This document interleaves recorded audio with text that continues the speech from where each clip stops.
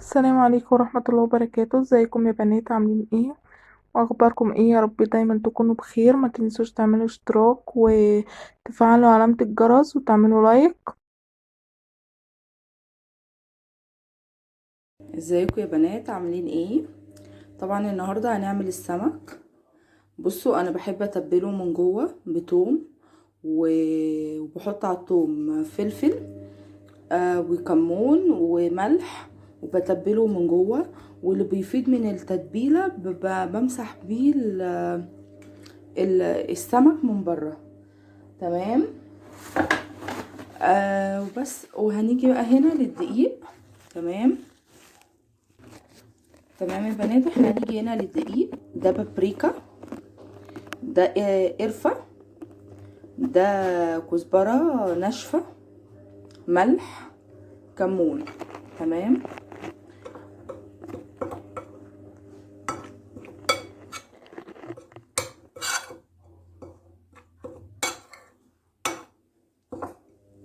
وهنقلبه كله على بعض كده. طبعا احنا هنجيب اهوت السمك. تمام. تمام اهو. هنجيب طبق نضيف وهنحط فيه السمك اهو يا بنات. تمام. ليه بقى هنحطه في طبق نضيف؟ عشان خاطر هندخله التلاجة 5 دقايق الفريزر. يعني انا عايزة بس طبقة الدقيق دي تمسك فيه. تمام. عايزة طبقة الدقيق دي تمسك فيه حلو. تمام. كده.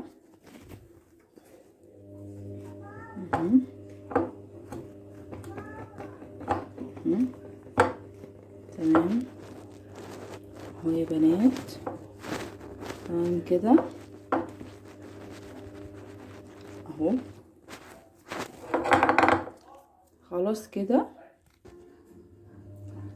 اهو يا بنات. انا حطيته في التلاجة اهو 5 دقايق، وهنرجع تاني نجيبه ونحمره ونقليه يعني.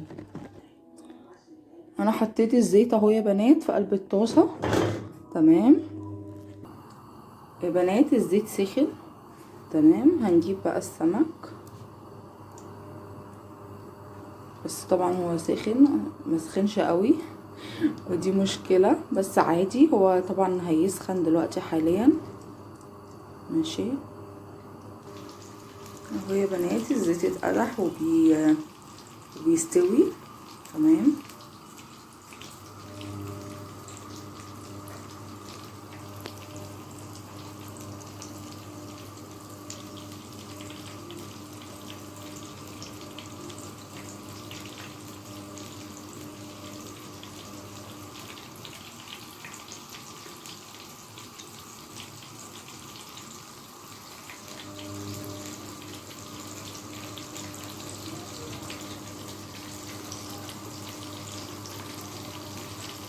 هو كده حاليا هيطلع مقرمش زي بتاع الشارع بالظبط.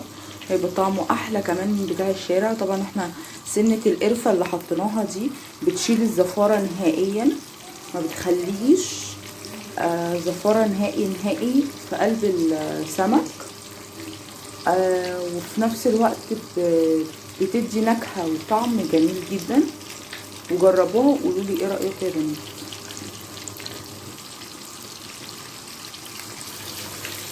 بصوا يا بنات، السمكة اهي الوش ده اتحمر. بصوا مقرمش ازاي. يعني الجلد ذات نفسه ناشف بسبب ان احنا حطيناه في التلاجة، خلى الدقيق مسك في الجلد وبقى مقرمش.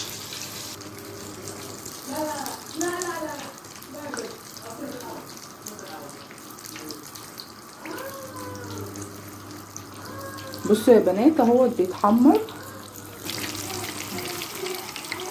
بصوا يا بنات الوشين اهم اتحمروا. بصوا اتنفخت ازاي اهو يا بنات. وبألف هنا وشفا السمك اهو.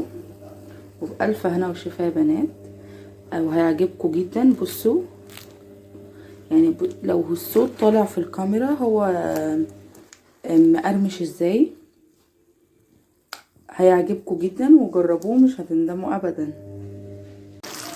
باقي السمك اهو يا بنات، بصوا بيتحمر تمام.